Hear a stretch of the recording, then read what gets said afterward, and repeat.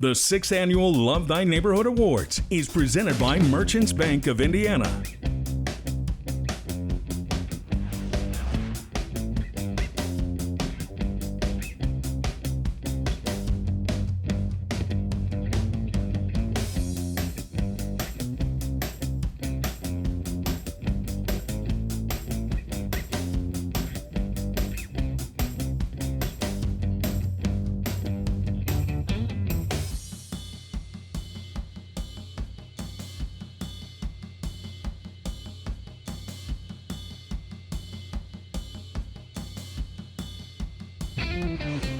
Good evening to you, and thank you so much for joining us for the 6th Annual LISC Indianapolis Love Thy Neighborhood Awards. I'm Alexis Rogers. And I'm Phil Sanchez. Thank you for making time to be here tonight to celebrate the incredible people undertaking incredible projects in our community. The Love Thy Neighborhood Awards highlights people, projects, initiatives, and organizations impacting neighborhoods all around Central Indiana. We're talking about 12 finalists. They've been selected, 3 each in 4 categories: livability, opportunity, vitality, and education. Tonight, we'll see stories from these 12 finalists and announce the winner and a $2,500 cash award for each category.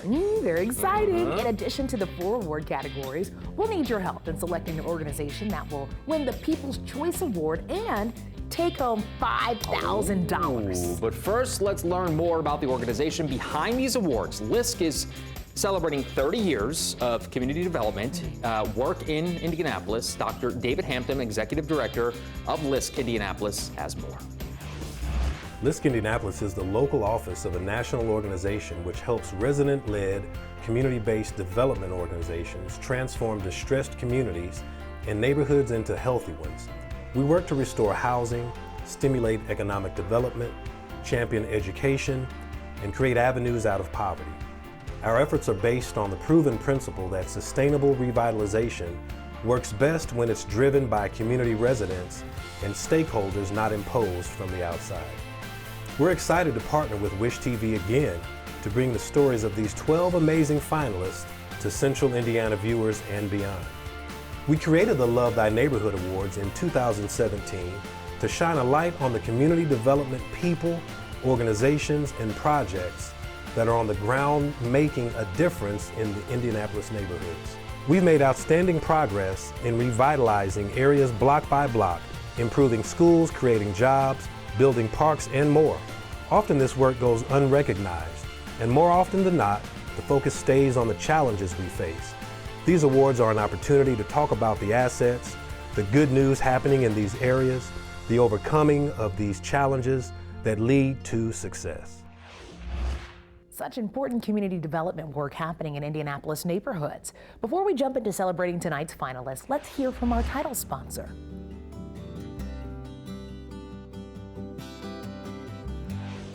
Hello, I'm Rebecca Marsh. And I'm Carol Gasson. Merchants Bank is proud to be the presenting sponsor for the Love Thy Neighborhood Awards this year once again. This program honors individuals and organizations who through their work have profoundly transformed neighborhoods throughout the greater Indianapolis region. We celebrate the nominees who are all community development game changers and applaud their efforts to shine a bright light on the neighborhoods where they live and work.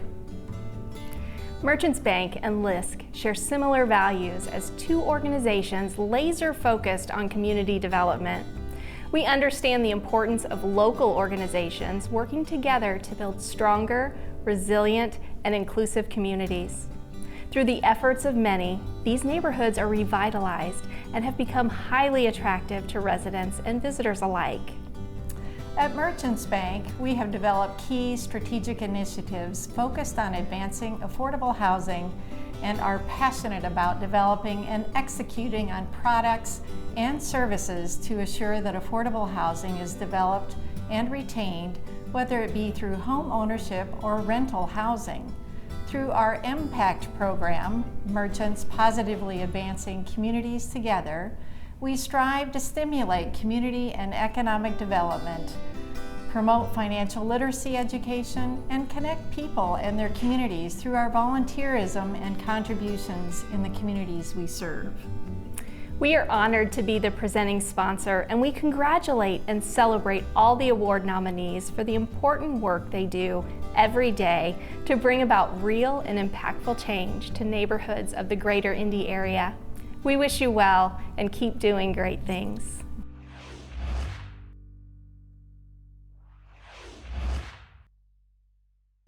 Let's now start to recognize some of the community game changers right here in Central Indiana. We'll begin with the Livability Award, recognizing an organization or project with a long-standing commitment to healthy communities. Finalists in this category have created communities where residents have daily access to art, nature, recreation, and even beauty. With us now is Jordan Flores Schwartz, producing director with Fonseca Theater and last year's Livability category winner. She gives us insight on how the award has helped their organization. It was such an honor to receive the Love Thy Neighborhood Award from LISC last year. It was a huge help in our reopening. After the pandemic, like many performing arts organizations, we did have a period of time where we were closed. And last summer, after everything, including losing my co-founder and mentor, Brian Fonseca, our namesake, we were able to reopen with our Season of Hope. We staged some beautiful productions outdoors in our back lot, opening to Hawville Park.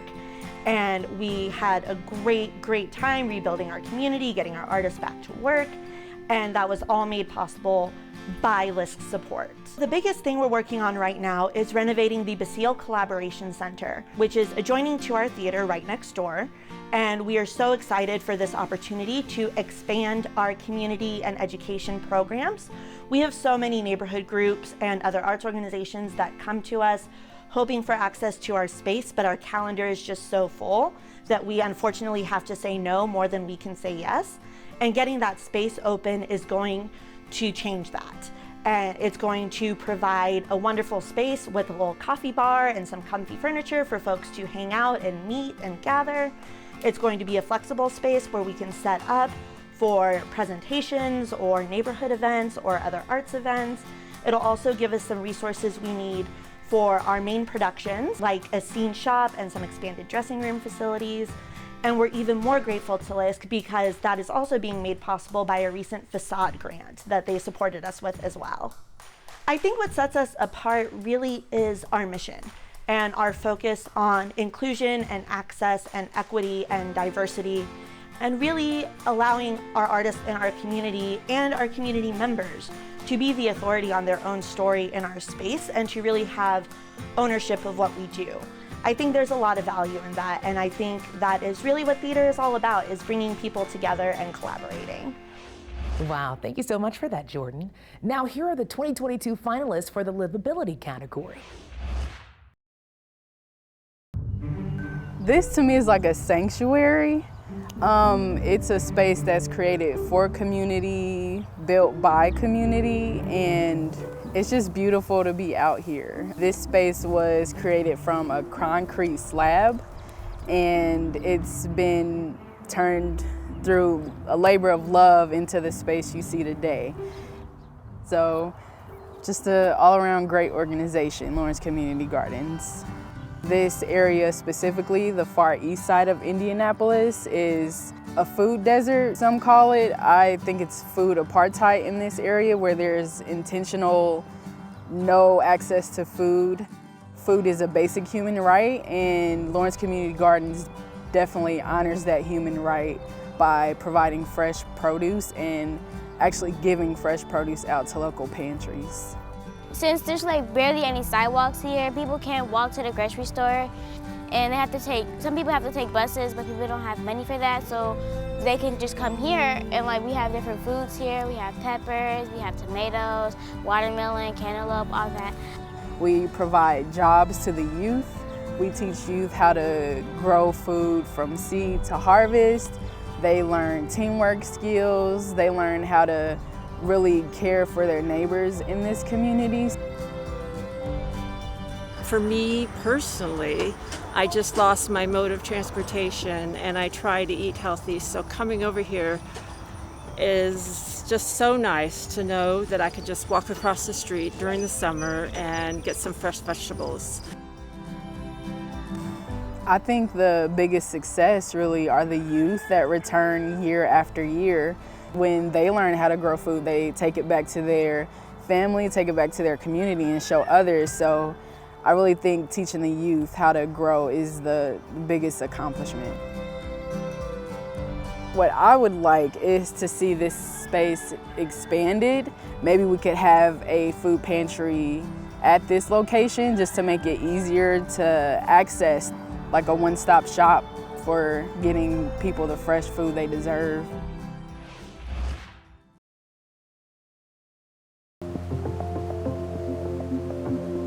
This project started back in 2020, but it originated in the 1930s. The parks were segregated. This was a historic site, the only site where Black families could come and swim and spend time together. Everyone deserves to have a space that is theirs, and this is truly that. It's not a city project, it's for the community and by the community. So this side of 10th Street we just thought was bad. We didn't come over here. We always heard horror stories, you're gonna drown. We heard even things like fish had 2 heads over here. Everything that we see today, I definitely didn't know was here 2 years ago. Haughville neighbors and other community partners that are based here in Haughville came together to build this space and to maintain it. It started with cleaning up trash and then opening spaces, taking out invasive trees. If people see a trail, you don't have to put up a sign. It kind of says, "Walk on me," and immediately people start flowing in, and you can start to do some programming.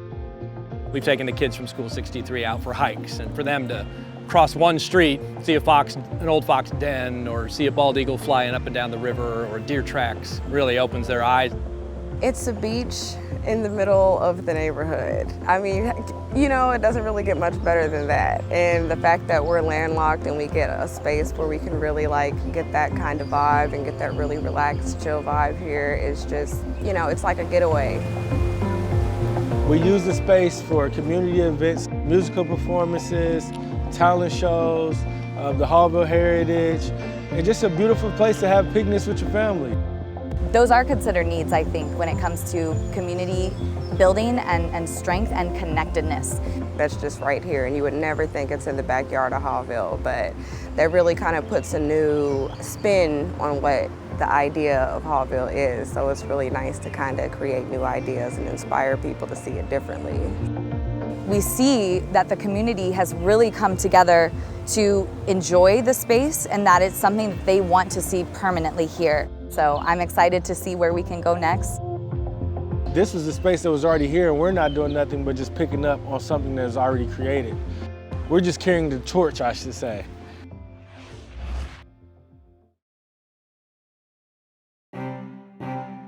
With the neighborhood constantly changing, for the better somewhat, yet crushing the stories that have already been set in stone.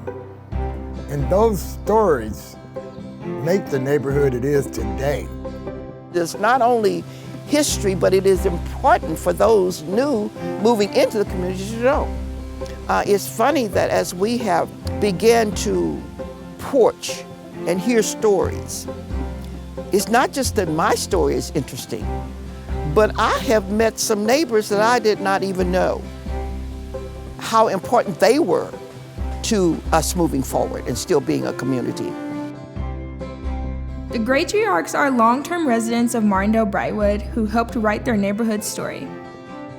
The Harrison Center serves these neighbors by creating public art to elevate their story and hosting gatherings to reduce social isolation. This includes porch parties, meetups, art classes, music videos, along with many more creative engagements. We've known each other for generations. It keeps us together as family. It's a wonderful atmosphere to be in. It's uplifting to go and to take part. So for seniors, it has benefited us in many, many, many ways.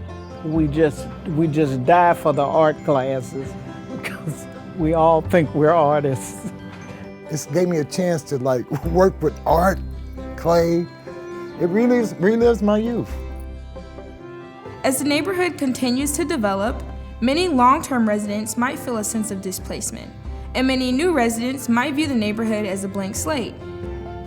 What the Harrison has done for us is to make sure that that slate continues. As I go down 16th Street, which is really my home base as far as my growth, my childhood, and I see one of the matriarchs up on the building, it just makes me recap how rich this area is. It draws the younger people in towards me. We started with 6 matriarchs in 2018 and have grown it by adding the same number each year. We have learned so much from them and are thankful for our friendship and look forward to the future. When you can be celebrated for some reason, to me it's just amazing. I could not feel better than I feel at this particular part in my life because of everything, including the Great Child Program.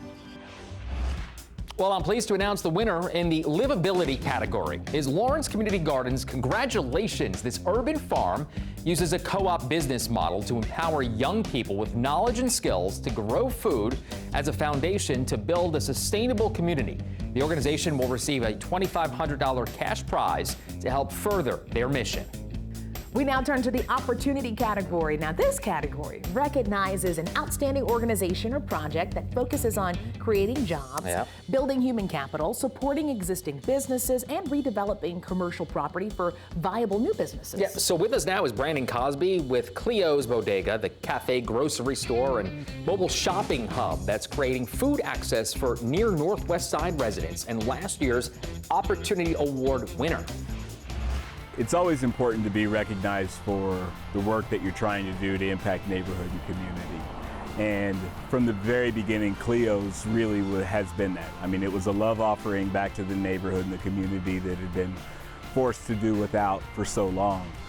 For us to be able to bring back an affordable and a sustained, healthy food access point for people in the community was really a passion project of mine from when I came on board here in 2016. And so to then be recognized for it, it's one of those affirmations that you don't really look for, but you're very happy when it comes your way.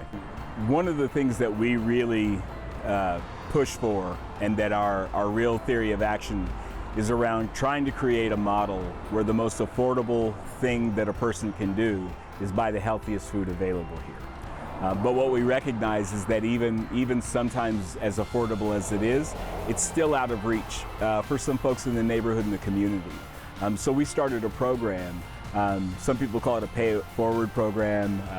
We refer to it as our suspended service program. So if you're shopping at Cleo's and you happen to notice how affordable it is by comparison to some other stores or cafes that you've been in, you can leave behind a donation to be able to support somebody in the neighborhood who can't afford to shop here or to eat here. And so we were able to leverage those dollars that we received from the Love Thy Neighbor Awards to be able to have that fund there so that anyone in the neighborhood who needs to shop or is hungry gets met at the front door in the fullness of their humanity, and they get to sit down and eat and enjoy a meal, listen to music, or shop for themselves or their family, just like everyone else. Thank you, Brandon. Now here are the 2022 finalists for the Opportunity category. La Plaza was started over 50 years ago by a group of civic and religious leaders to address the challenges, concerns of a growing Latino population here in central Indiana, primarily migrants who are settling here in the city. So the main goal of La Plaza is to make sure that Latino students achieve educational success and the Latino families have access to essential health and social services. So as a country of immigrants, we too want to be part of this great country and to give back. So very passionate about both being a Latina and being able to serve the Latino community. My name is Solomon Lopez. My parents are from Oaxaca, Mexico. The products that we bring, we want to share it with the world, especially like the indigenous culture, because many people don't know about the culture that the indigenous people have in Oaxaca. It helped my business by expanding more, like to more people. We are doing our best to bring our community together to work, to teach them how to advocate by themselves, also know how to navigate in the new system, in a new country, and how to feel part of the community. The micro enterprise program we started was providing one-on-one coaching. It was bringing in consultants to provide services, marketing, IT, legal services, financial, providing a wraparound services, both expertise, but also other services to support small businesses here on the Far East Side. La Plaza is important to the community because it helps the Hispanic community, and anything you want to do, like if you have a small business and you want to get bigger, they have a program for you to do it. La Plaza is a place where it can help. So the future is providing more services, to provide more webinars, to provide more resources. So really, by helping small businesses, we're helping the community. And we're helping our members become vibrant members of the community.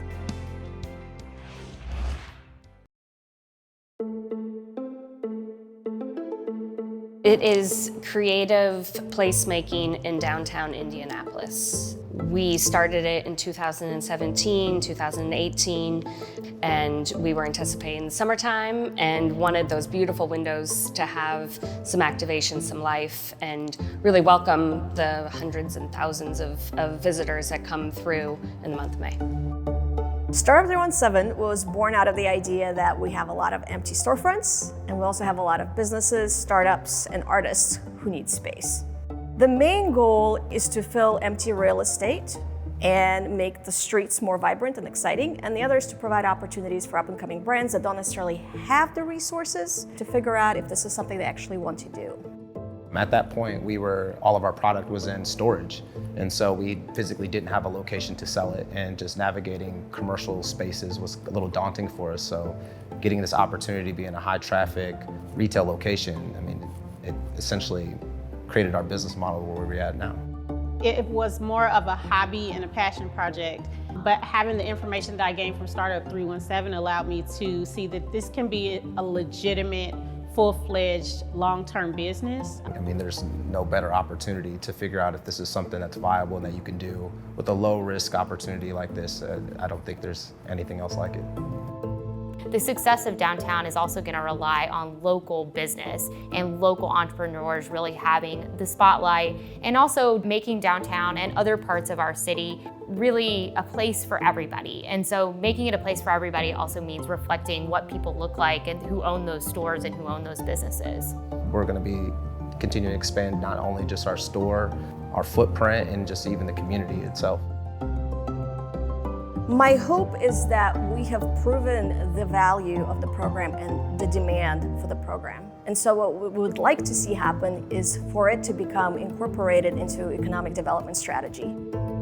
This downtown economy is strong and is vibrant, and our makers and creatives deserve a chance to be in the mix right downtown.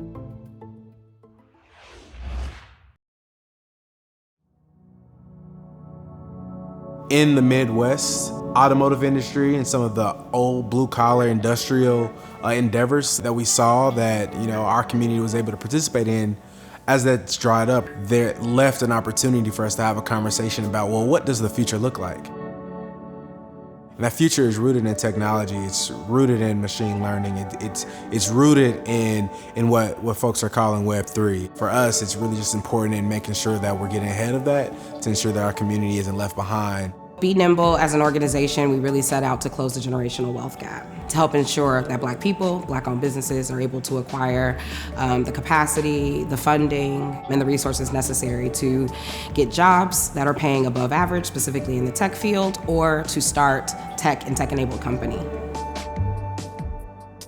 Be Nimble really helped me see that while I was creating an app to meet a need for my community, that there's really potential there in having a viable business. We sometimes are not seen, we're not heard, it's hard for us to find support. They were the vehicle to help connect me to other people, financial folks to help me create a financial model. And so they really helped accelerate me to where I am today. Our organization is specifically tailored to not only give the resources and the information, but also the funding to help these businesses get off the ground and also help people develop the skills to get paid for jobs that pay substantially more. We've developed a model that I think is brand new. It's something that has a very different effect on the community. It ties a lot of things together, and I hope that we can continue to share what we're doing to other organizations that are in the city too.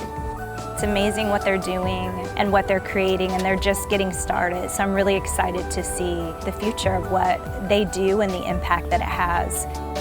Because it's not only exciting, but it's a blessing to be able to serve, especially at the scale that we currently are and where it's truly headed. And the winner of the opportunity category is Be Nimble. $2,500 will go to this social enterprise that is closing the racial wealth gap through technology, careers, and entrepreneurship, and helping to create a fully diverse and inclusive tech ecosystem here in Indianapolis.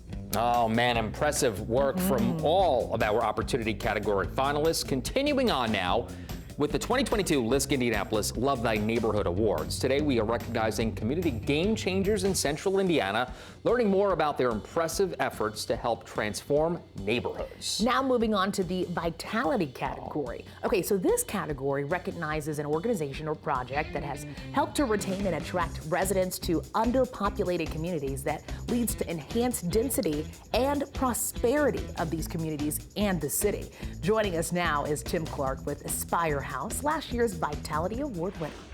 It was tremendous for us. Obviously, it brought a lot of recognition to the work that we've been doing here in the near Northwest Side community. The award, obviously, financially and just motivationally, people reached out to us because they had saw we had won that award and volunteered to help us even more. And additional funding came along with it because people wanted to be a part of the work that we're doing as well. So, yeah, so many different ways. It was a blessing, and it was definitely something that has tremendously helped us. It's been a dream. You know, I want to say we established the foundation like 2017 or 18 or so, but we purchased the firehouse from the city before that and had just been sitting on it. And we had a dream.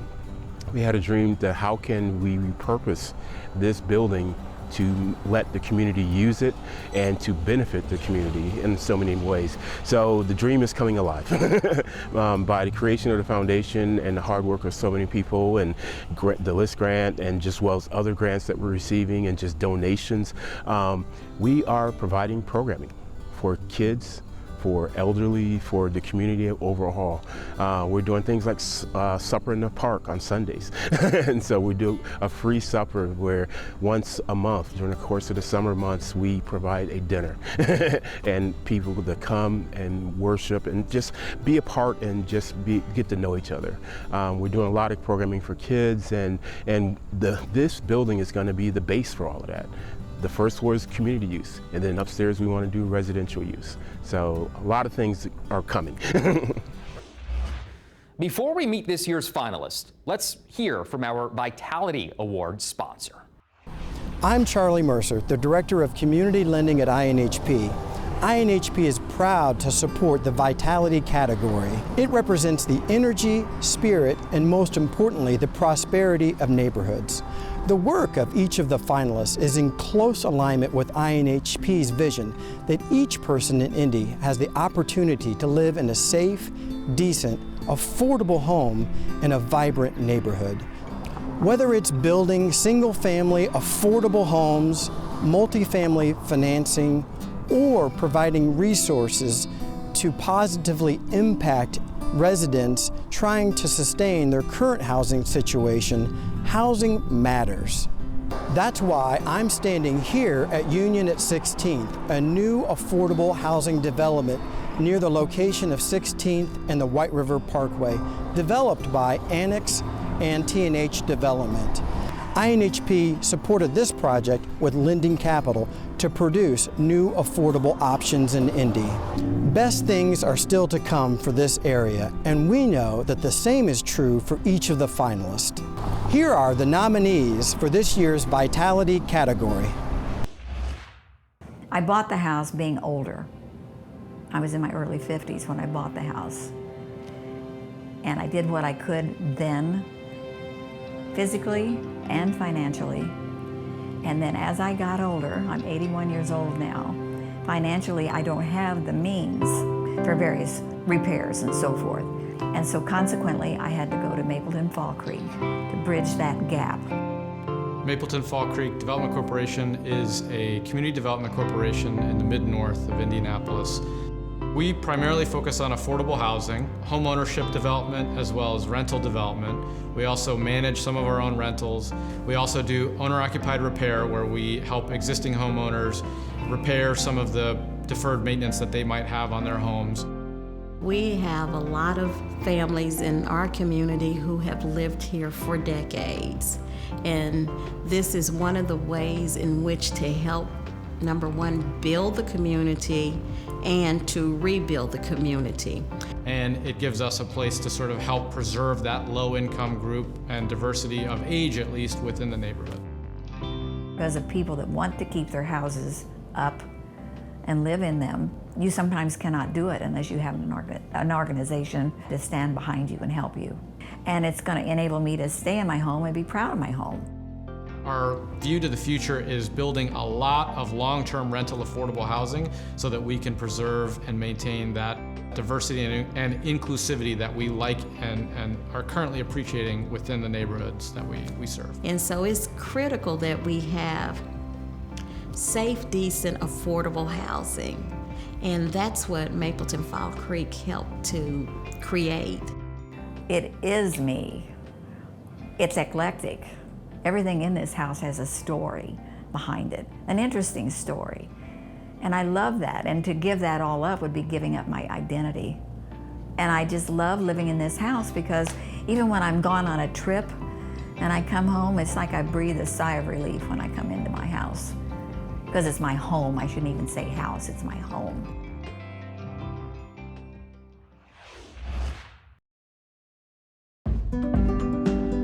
I don't do the things that I used to do. I don't think the way I used to think. Some of the lifestyles that I used to live, it doesn't excite me no more. It's not the things that I want to do. And I realized that within being in this program, that it changed my thought process to where I could get my next step in life. It began because I had a friend that was living in his truck. He had nowhere to go. And I was in the middle of getting my doctor's degree in strategic leadership. And so I decided to put that aside and then help homeless men. The main goal for Love in Action is to get these guys off the street in permanent housing, to make a difference, to help them understand their self-worth. There's not a lot of shelters for youth. They have a couple that are open 3 or 4 days a week where you can go shower, wash your clothes, hang out, get some food, where Love in Action, they're like a family. We're family here. And that's what I want to implement with my transition house. That when you come here, you're not going to get nothing but love in action. That you make daily. We help them find jobs. We do expungement, HIV awareness, as well as getting them ready for the community and get their social skill and their mental health intact. Getting a job, doing positive things in the community, meeting new people, the groups that we do, it's a lot of positive influence. And now, since I've been here, this has taught me how to become a man, how to take care of my priorities, how to build and become independent. Watching them, watching their development, watching their conversation expand, and sort of watching them physically become healthier and stronger. It's not a check off the box. This is a lifelong journey. It's all to better ourselves. Like, I'm 60 years of age, and I feel that I've grown and became closer to God since I've been here than I have in mostly all my life. Their mental health is intact, they're working, and they're doing everything that they're supposed to do to get themselves back into society. Because it shows you that not only your family can love you, somebody individually that don't even know you can reach their hand out and uplift you and give you a hand, another chance at life. You feel a sense of security and groundedness, you know. when you have a place that you know you can call home. And that's how I feel each and every day that I walk out the door, I come back into the door, I know I'm coming home. When we were developing this grant and writing up this project, we were certainly preparing for a crisis. Something like 40% of households in Indiana were at risk of facing eviction when the moratorium on evictions was sunsetted. And so we were having to really prepare for how we were going to best assist people. So the main goal of the Housing Rights and Eviction Helpline is to provide attorney access to patients really in real time. They can call the helpline and identify that issue and ask for help, and they're actually speaking with an attorney when they call. I had issues in my previous home with black mold, holes, just insects, bugs, it was a lot that made me reach out. It's important for the community to know their rights. It allows the patient or the tenant to be educated so that they can take the steps necessary to protect their housing and to ensure clean and safe housing. I ended up receiving a legal aid lawyer. She ended up working hard. I mean, she saved me from an eviction on my record. She saved me to where I was able to move out my home with no issues afterwards. One of the things that the foundation is currently looking at is how do we make our neighborhoods a more vital place and a better place to live. Certainly one of the top priorities with food is housing, and how do we keep people in their house, how do we keep them safe, and especially to help their children live better lives in our community. And once we're able to address the housing-related issues, we do see an impact and a change on their health. When you can help one person, you can help the community overall. My kids' school is great. I was actually able to get them both in the same school because they was going to separate schools at first. I'm really thankful for a program like this because if I would have never learned about the program, I wouldn't be in the situation I'm in today. And I'm pleased to announce the winner in the Vitality category is Mapleton Fall Creek Development Corporation. They will take home $2,500 to help with their mission of increasing the area's quality of life by providing safe and affordable housing for its residents. Congratulations to all of the Vitality category finalists. Our last finalist category is education. Now, this category recognizes an organization or project that has contributed significantly to the enhancement of the learning opportunities in communities, from cradle to career. Collectively, these finalists work to secure access to quality schools, empower youth in civic engagement, and improve employment skills for adults. And joining us now is Josh Bowling, Athletic Director for Purdue Polytechnic High School, representing last year's education winner, to tell us more about the PR Mallory redevelopment, a collaborative effort that brought together neighbors and stakeholders to create a campus that serves its direct users and the neighborhoods as a whole.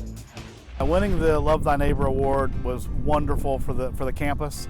It enabled us to kind of bring a team of folks out to work on the smokestack, which is really kind of the iconic piece of our campus. It's always kind of that wayfinder when everyone says, "Where's the school at?" I'll just look for the smokestack. And so it was an opportunity for us to get the funding necessary to stabilize that and make sure it's here for many more generations. We are a school that really likes to say that we're here for education, we're here for technology, and we're here to cause students to think about what's that next new technology. And I think the smokestack is a really good symbol of kind of that's what this campus has been doing for over 100 years. And so the smokestack reminds them that the Mallory Corporation was about innovation, was about new technologies, and that's continuing on with Purdue Polytechnic High School. The next kind of big thing is kind of finalizing kind of all the things that are here on the campus. We've got the robotics lab out in the bunker building that we're finalizing. Robotics is a really big thing for our students here. Community gardens being put in kind of here on the campus, and then a community play area that will be available for students during the school day, but also for the community afterwards. Josh, thank you so much. Now here are the 2022 finalists for the education category. Explorador is more than a technology platform. It's a wraparound support for the students, their families, and the schools, and all of the community organizations that are invested in youth development. Explorador is an online free resource for parents and teens and mentors and schools to be able to find and connect with youth opportunities in our community. There are loads of community service opportunities, jobs, internship connections that can connect and empower young people in this community. Now it's all connected right there in front of your fingers. By compiling all the programs on one site, it makes it more accessible and easy to find, whether you're a student, a parent, a mentor, or educator. It's always difficult to get out the programming that you have, making sure that everyone is aware of it so it meets that need for us to be able to do campaigns with them, for us to put out where our programmings are happening. When we have internship programs, they're able to help us market that. It allows students to really see like, okay, I can do this, but at the same time, I'm able to go in this path, I can see this path, and it's like, actually, it's like a door. All teenagers, everyone in our community can take advantage of what's on our site, but many of our programs and the ones that we are putting in extra effort to identify and promote are those programs that are particularly relevant for minority youth or first-generation youth or youth from financially underprivileged backgrounds. We plan to continue to grow further within the state of Indiana, and ideally we'd like to go beyond the state. And so if we are successful with our mission, we will be helpful to everyone and no one will be left behind. In our own Indianapolis, our own domain, there's so many things, so many key things that Explorador really helps you to actually see the doors that can be opened.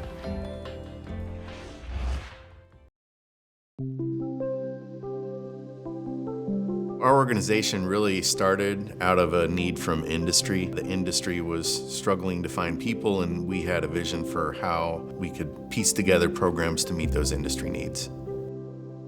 So the main goal of our program is to empower people to pursue careers in construction.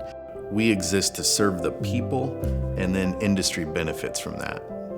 And so we do that through two basic programs. Our Build Your Future program, BYF program, is aimed at kids, so K through 12 students who want to connect with careers in construction.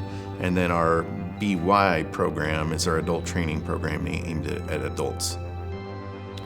I've always liked to work with my hands, but I never had any type of mentor. And so it wasn't until I was in my 20s that I was like, you know, I'm just gonna go for it. I was working a restaurant job that I wasn't really too into, so I felt like it was the perfect time to learn something new. And it's a mix of hands-on learning and classroom learning. They'll earn their OSHA 10 certificates, but they also learn how to use hand tools, power tools. A lot of soft skills and communication skills come with it, but they're also gonna learn a lot of terminology that's important for the industry. It's really hard to kind of get a just understanding of how things work in the field, so it really does build a bit of confidence to know what is what and what goes with what. Being in class has really built my confidence and learning things that I know anything about. So I would really love to build myself a house and a deck. I feel like I could really get the job done. I knew it was always very much hard work, but I like challenges, so it's something nice to learn and enjoy at the same time. As the students go through class, they're interacting with a number of employers, and then at the end of it, if you want to work in the industry, you will get a job because we have a hiring event at the end. The BY training program got my foot into the door, where before I wouldn't have really known how to navigate to get there. If anybody's thinking about a change or, you know, wants to get into the construction industry, this is a great way to do it. Come get a couple certifications and get your boots dirty.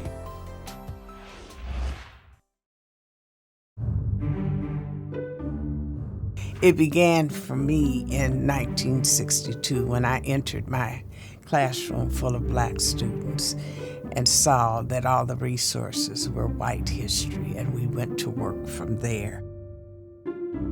to us, that was our racial equity moment, and now we have moved to a racial equity movement.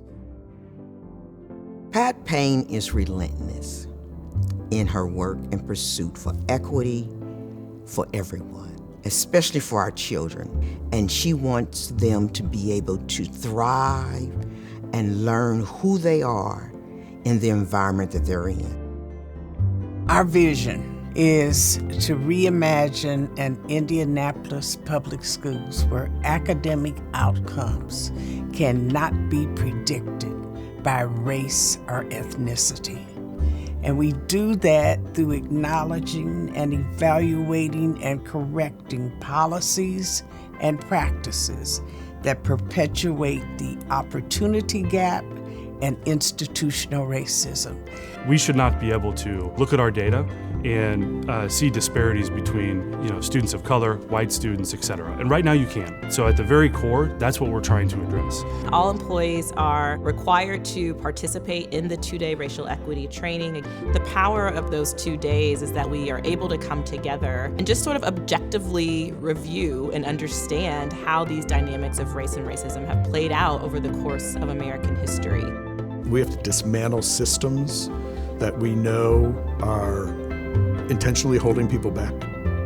And we're working at the grassroots level to help empower people, organizations, the dreams, the goals, the wishes, the gifts that they all have. The journey that we are on is going to result in our vision becoming a reality so that our children are able to realize their dreams and the opportunities that lie before them.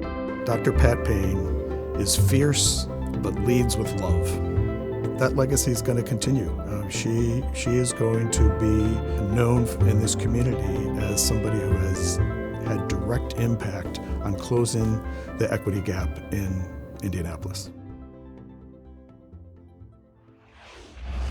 I'm pleased to announce the winner in the education category is Indiana Construction Roundtable. They've earned $2,500 to continue informing, encouraging, and empowering individuals to pursue a career in the construction industry and related fields, leading to a more sustainable workforce. Good job.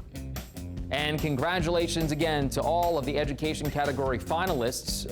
Are you interested in learning more about how your neighborhood organization or project can apply? Well, Dr. David Hampton with LISC Indianapolis is here to tell you how and when you can apply for next year's awards. Organizations can be nominated or they can self-apply. This year we received more than 40 applications, and the selection committee had the difficult task of selecting 12 finalists to be featured today. We know there are many more examples of this kind of heroism throughout our city. We encourage you to think about those organizations, people, projects, or initiatives that you can lift up and nominate next year. Be sure to follow LISC Indianapolis on Facebook and Twitter to learn more about the awards process and to apply for the 2023 awards program. Applications for the 2023 Love Thy Neighborhood Awards will open on January 13th, 2023 and will close on March 17th. I do want to thank our generous sponsors for this event. This work is only possible through collaboration, and we're so grateful to the businesses and organizations that have stepped up to support this award ceremony. Man, now we're to the final stretch of the 6th annual LISC Indianapolis Love Thy Neighborhood Awards. We've recognized 4 deserving organizations with a top award and $2,500 in each category, which is pretty cool. Very much so, but there is one more award to tell you about, the People's Choice Award. And here's Katina Washington from the She Experience to tell you what winning last year's People's Choice Award meant to her organization. The She Event Indy provides platforms for minority-owned businesses here in Indianapolis, Indiana. And previously, we were having events, at Lafayette Square Mall, the State Fairgrounds, and places like that. Now we actually have a brick and mortar. where we can continue our efforts throughout the year. This award meant a lot to our organization. This is history making for us to be here in the She Experience shops here at Circle Center Mall, and to win that award, that gave us some of the capital that we needed to move into the store, get things arranged so that we get open for our grand opening, because we are the first Black department store here in Circle Center Mall. This mall has never had this many Black-owned businesses in this mall at one time. So being here is monumental for us. We want to always have a presence down here at the mall. The She event itself is here as a platform for the Black-owned businesses, so we work as an incubator here, hoping that the businesses, will come through here and get the tools and resources that they need to be able to have their own brick and mortar, outside of the She Experience. This has never been done before. We hope that our grandkids will read about us one day. All right, now the moment that you all have been waiting for. Our viewers have the opportunity to select the People's Choice Award winner. Let's hear from this year's People's Choice sponsor. I am Anthony Bridgman, Vice President in Community Development Banking at PNC. On behalf of PNC Regional President Jason Eckerly, we send our congratulations to Local Initiative Support Corporation on this annual Love Thy Neighborhood Awards. We are very excited to be the People's Choice Award sponsor this year. PNC understands the importance of strong, vibrant neighborhoods where businesses can grow and families can thrive. The Love Thy Neighborhood Awards shine a deserving spotlight on community groups, organizations, and leaders who are not only inspiring but making meaningful impact. We appreciate LISC's strategic and collaborative approach to community development, and we are proud to count them among our most important local and national partnerships. So you've seen all 12 stories from our finalists. It's now up to you to select your favorite. Your vote will help determine the winner of a $5,000 grant to help fulfill its mission to transform Indy neighborhoods. Thanks for tuning in, and please vote. By now, you've seen all 12 stories of our finalists. It's now up to you to vote for your favorite. The winner will receive an unrestricted $5,000 grant from LISC Indianapolis. Exciting stuff. And hey, to vote, here's what you need to do. Go to wishtv.com/neighborhood right now. I'm talking about right now. And there you can vote on who you believe should win that $5,000 grant. Voting is open through Thursday, September 15th at midnight. We'll announce the winner on daybreak right here on Wish TV on Monday, September 19th. With this amazing group of finalists, everyone is a winner, thanks to LISC. They have been working with community partners to improve quality of life in Indianapolis neighborhoods for 30 years now. Yeah, Executive Director Dr. David Hampton joins us one last time to talk about what has changed over the decades and what the future holds. Every neighborhood is a unique tapestry, a complex system of interconnected moving parts. That's precisely why no single solution can ever hope to address all of a struggling neighborhood's needs. Disinvested places must be revived on multiple fronts. LISC helps residents and local organizations do just that. Over the past 30 years, the geographies we invest in have shifted with the need. The Community Development Toolbox has adapted, new partners have come on board. However, the mission has been steadfast. LISC helps to forge resilient and inclusive communities of opportunity across all of America. Great places to live, work, visit, do business, and raise families. Throughout our existence, our work has aspired to dismantle the discrimination as well as the disparities and the exclusion that systems and policies like redlining have perpetuated. At the same time, however, it is clear today that to achieve truly resilient and inclusive communities of opportunity, we must work more intentionally to disrupt the powerful correlation between race and poverty, which has resulted from generations of social, economic, and political marginalization, as well as violence. Even as employment and economic growth have started to rebound from the effects of COVID, millions are still struggling, and prior gaps in health, wealth, and opportunity have been worsened by the pandemic.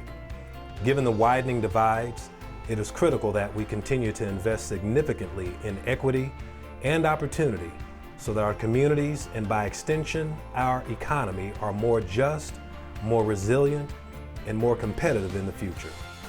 In our next phase of organizational growth, we need to think more boldly and ambitiously to support equitable recovery and rebuilding, to increase capital, to attract new partners and expand the diversity of community voices.